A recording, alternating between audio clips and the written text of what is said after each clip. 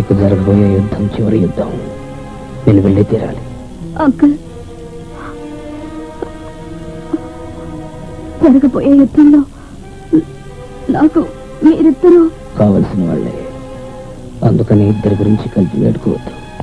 భక్తి యొక్క బలం తగ్గిపోతుంది. Uncle,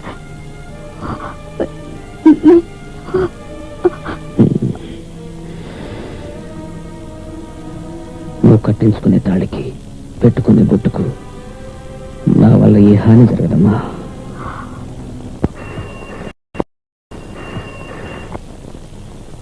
phone. మాట్లాడుతున్నా. డేవిడ్ మాట్లాడుతున్నా. డేవిడ్, నేను సంతో మాట్లాడాలి. సరే, నీకు శంకర్, మీ నాన్న, ఐ మీన్ ఆ హంతకుడు డేవిడ్ నీతో మాట్లాడతాట. Don't give room for sentiments. Hello my son. రాజకీయ నాయకుడికి భద్రత కలిగించడానికి ఎందుకని ఎయిర్పోర్ట్ నుంచి పోలీస్ ఫోర్స్ వేస్ట్ చేస్తున్నారు? నేను చెప్పిన టైంకి ముందుగా హత్య జరగదు, తర్వాత జరగదు. సరిగ్గా 7:30కి ఆవిష్కరణోత్సవం, 7:35కి he will be dead. ఎప్పుడు డిఓజీతో మాట్లాడేవాడిని, ఇప్పుడు ఎందుకు నీతో మాట్లాడుతున్నానో తెలుసా? మై సన్, ఇప్పుడు నేను నీ భాగమని నీకు తెలుసు.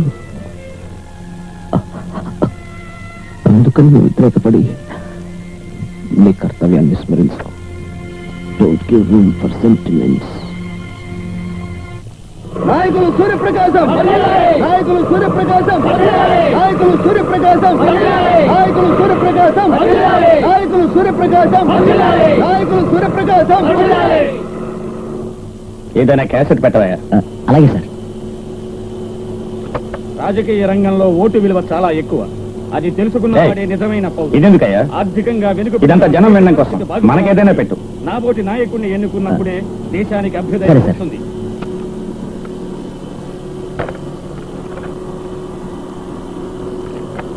ఎన్నో నిమ్మకాయ కళ్ళు దిద్దు కంద పిల్లక ఎదురలేమో నిమ్మకాయ. వీరు ఆవిష్కరించే వీర శివాజీ విగ్రహానికి మన లక్ష్యానికి ఏమిటి సంబంధం ఉంది?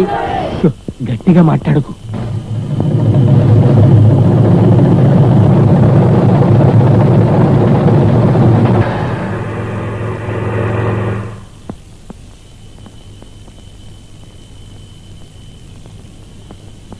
Good evening. I remind you once again, meeting లో ఎవరిని సస్పెక్ట్ చేసినా ఇక్కడ మీరు క్వశ్చన్ చేయకండి. మీటింగ్ లో గొడవ జరిగినంటే కంట్రోల్ చేయడం కుదరదు. You come with me. ఈ మెయిన్ ఎంట్రన్స్ లో మిస్టర్ సూర్యప్రకాశం కారు తప్ప మరెవరి కారు పార్క్ చేయడానికి అలో చేయకండి. పోలీస్ జీప్ అయిన పార్కింగ్ లాట్ లోనే, విఐపీ సేనా పార్కింగ్ లాట్ లోనే. Understand? Good evening. Good evening. How many video cameras are here? 8 camera sir. ఈ 8 కెమెరాను వెనకాల that entrance number 6 or something అక్కడ పెట్టండి. వెనక నుంచి ఎవరు రారు కదా సార్? అయినా పెట్టండి. You are not the one to decide. Okay, sir. Mister Rajareddy ఎక్కడ ఉన్నారు? Is there sir. Thank you. మీలో ఎవరండి రాజారెడ్డి గారు? మీరు ఇలా చూడండి, మీరందరూ వేదిక మీద ఉండేందుకు వీల్లేదు. చాలా ముఖ్యమైన వాళ్ళ వేదిక మీద ఉండాలి. మీలో ఎవరు ముఖ్యమైన వాళ్ళు? అందరూనా? Very good. ఇప్పుడు సూర్యప్రకాశంతో గోపాలం, వారి అసిస్టెంట్, తర్వాత బలరాం సంబడాలు, వీళ్ళు తప్ప మరి ఇంకెవరు వేదిక మీద ఉన్న సెక్యూరిటీ రీజన్స్ వల్ల నేను కిందికి దించేస్తాను. పార్టీ వాళ్ళైనా సరే బాధపడకూడదు. Thank you.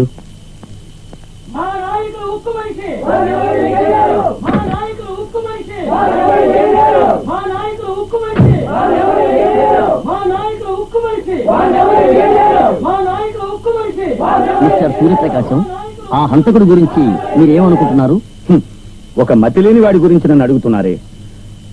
ఏదో పేదవాడిని కష్టపడుతున్నానని నా దగ్గరికి వస్తే క్షమించి ఆదరించి నేనేదో సహాయం చేసేవాడిని. ఒక పిచ్చివాడి గురించి నేనేం చెప్పను సార్, అతని గురించి మీకు అసలు ఏమీ తెలియదంటారా? ఏదైనా పోరాటంలో పాల్గొని దెబ్బలు తిని జైలుకు వెళ్ళుంటే త్యాగి అనే దృష్టిలో తెలుసుండేది. ఒక దొంగ వెధవ గురించి పదే పదే అడిగితే నాకెలా తెలుస్తుంది? సార్, మీ ప్రాణాలకు ఆపదనే స్థితిలో ఆ వీర శివాజీ విగ్రహాన్ని మీరు ఆవిష్కరించాల్సిన అవసరం ఏమిటి సార్? మీరు ఫారెన్ లో ఉండొచ్చు కదా. ఉండొచ్చు. నాకేమి ప్రాణం ముఖ్యం కాదు కదా. వీరుల పరంపరలోంచి వచ్చిన వాడిని కదా. అందుకని ఎవడో ఇచ్చిన స్టేట్మెంట్ కి భయపడి ఫారిన్ లోనే ఉండడం అర్థం లేదు కదా. నేనేమన్నా మిగతా పార్టీ వాళ్ళలాగా చేయం లేనివన్నా ఏమిటి? ఏమీ లేదండి, వారు ఆస్ట్రేలియా క్రాస్ చేస్తున్నప్పుడు వాతావరణంలో మార్పు వల్ల వాతంలోకి వచ్చింది, అంతే కదా సార్? సార్, ఒక సందేహం. మీరు సార్, మీ ప్రశ్నలన్నీ మొత్తంగా రాసివ్వండి, వాటికి సమాధానాలు పుస్తకంగా వచ్చి వేస్తాం.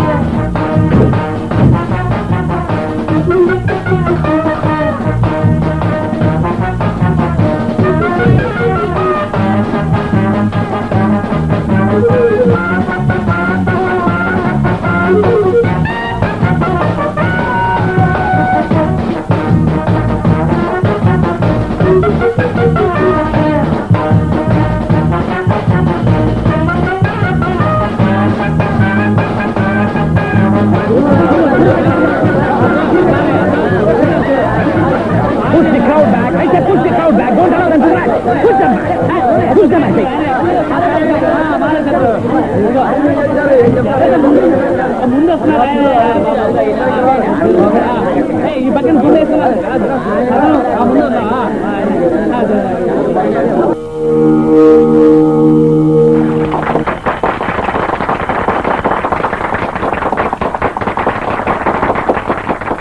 జనసేన పార్టీ తరఫున అందరికీ నమస్కారం. ఈ విగ్రహావిష్కరణోత్సవంలో పాల్గొనడానికి వచ్చిన గౌరవనీయులు సూర్యప్రకాశం గారికి మీ తరఫున, ఈ సంస్థ తరఫున నమోవాకాలు సమర్పిస్తూ ఆహ్వానిస్తున్నాను. ఈ చరిత్ర ప్రసిద్ధమైన విగ్రహావిష్కరణోత్సవం గురించి, వీర శివాజీ విగ్రహాన్ని మేమెందుకు ఆవిష్కరిస్తున్నాం అన్నదాని గురించి కార్యదర్శి బలరాం గారు మాట్లాడతారు. ఆ తర్వాత మీరు ఆశతో ఎదురు చూస్తున్న శ్రీ సూర్యప్రకాశం గారు ఉపన్యసిస్తారు. గౌరవనీయులైన సూర్యప్రకాశం గారికి, ఇక్కడికి వచ్చిన మీ అందరికీ, పోలీసు అధికారులు అందరికీ నమస్కారం. ఉత్సవ కార్యకర్తలు నన్ను మాట్లాడమన్నందువల్ల ఈ జనసేన సంస్థ తరఫున 3 ముక్కలు చెప్పడం నా ధర్మంగా నేను భావిస్తున్నాను. ఏ కళకైనా సరే జాతి భేదం అన్నది లేదు. అందువల్ల ఈ ప్రాంతీయ కళా విశేషాన్ని, ప్రతిష్టను అందరికీ చాటి చూపే కొన్ని మహత్కార్యాలను ఈ సంస్థ కొంతకాలంగా నిర్వహిస్తోంది. ఇప్పుడు ఛత్రపతి శివాజీ యొక్క విగ్రహావిష్కరణోత్సవం జరిపిస్తున్నాం. ఛత్రపతి శివాజీ, ఛత్రపతి అంటే రాజులకు రాజు అని అర్థం. వీరి చరిత్ర కాలం 1627 మొదలుకొని 1680 వరకు. శివాజీ సామ్రాజ్యం మన ప్రాంతాల వరకు వ్యాపించింది. 1677-78లో వీర శివాజీ తన శివాజీ కథ గురించి ఎవరైనా 4 మాటలు చెప్పు. చిన్నతనం నుంచి శివాజీ కథాగిరి రాయలేదండి, యాక్టింగ్. అది కదయ్యా, ఇప్పుడు మాట్లాడాను. ఆయన ఏదో మహావీరుడు అని చెప్పాడే. అతను మహావీరుడే కాదు, మరాఠీ వీరుడు, పెద్ద రాజా. ఆ కాలంలో మనకి మళ్ళీ పార్టీ ఒకటి పెట్టి లెక్కలేనన్ని ఓట్లు పొంది లీడింగ్ గెలిచాడు. విషయం తెలియకుండా మీరు రాజకీయాలకు వచ్చారేంటయ్యా? వీర శివాజీ గురించి మీకేం తెలీదా? ఊరికి అనవసరంగా వాకండి. మాట్లాడి ఆయన విషయం తెలిసిన వాళ్ళ ఉన్నాడు. శివాజీ గురించి ఏం మాట్లాడింది శ్రద్ధగా వినండి. అదే అమాంతంగా రిపీట్ చేసి మీ వాయిస్ లో అదరగొట్టండి. అంతే, ఎవరికి తెలుస్తుంది కానండి. ఇప్పుడు శ్రీ సూర్యప్రకాశం గారు వీర శివాజీ విగ్రహాన్ని ఆవిష్కరించి అందరికీ కన్నుల పండుగ చేస్తారు.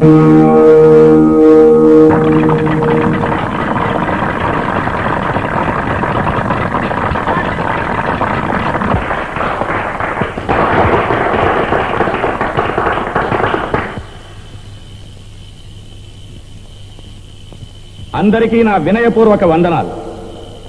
మన దేశం మన దేశమే, విదేశం విదేశమే. ఇక్కడ తెలుగు, అక్కడ ఆంగ్లం. ఇక్కడ పంచెలు, అక్కడ ప్యాంట్లు. ఇక్కడ వరి, అక్కడ గోధుమ. ఇక్కడ విగ్రహాలు, అక్కడవి లేవు.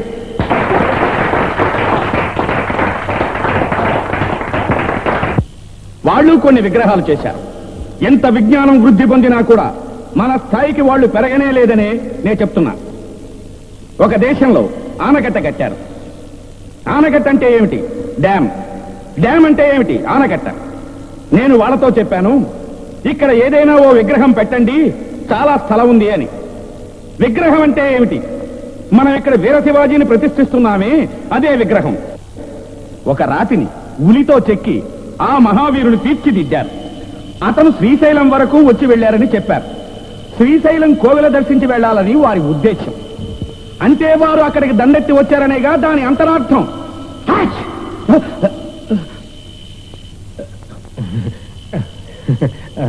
తుమ్మారా?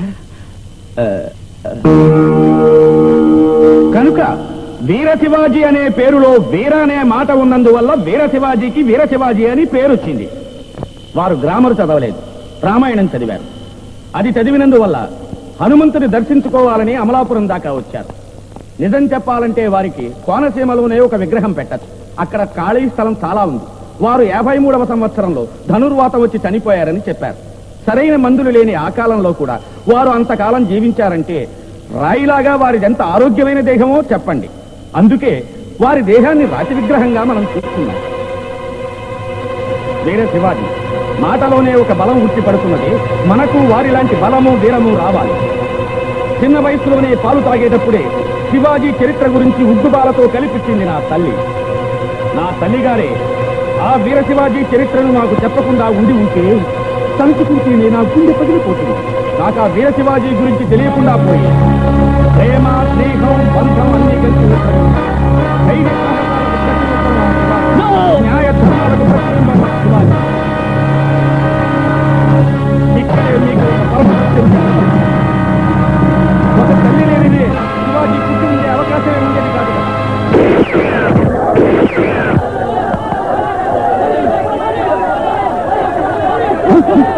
ఏమిటి గొడవ అంతా? పోలీస్ పోలీస్ పోలీస్ త్వరగా రండి, త్వరగా రండి.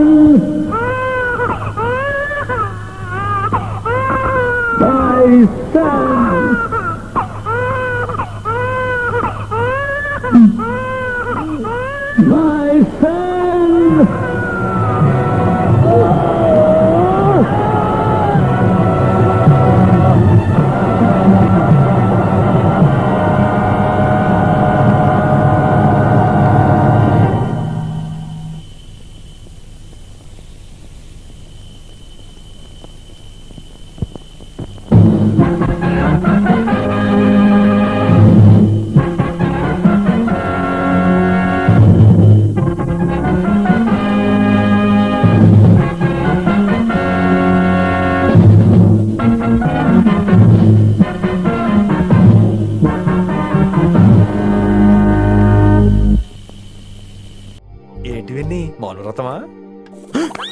హై బాబోయ్, ఈ మోగ మనసులేంటి? బాగున్నానా? మోగ మనసులు కాదు, త్వరలో టేక్ ఆఫ్ అయిపోయే పుష్పక విమానం. ఈడు పైలట్, అది ప్యాసింజరు. లోపలికి పెట్టే మిస్డ్ కాల్ ఇచ్చే. బాయ్.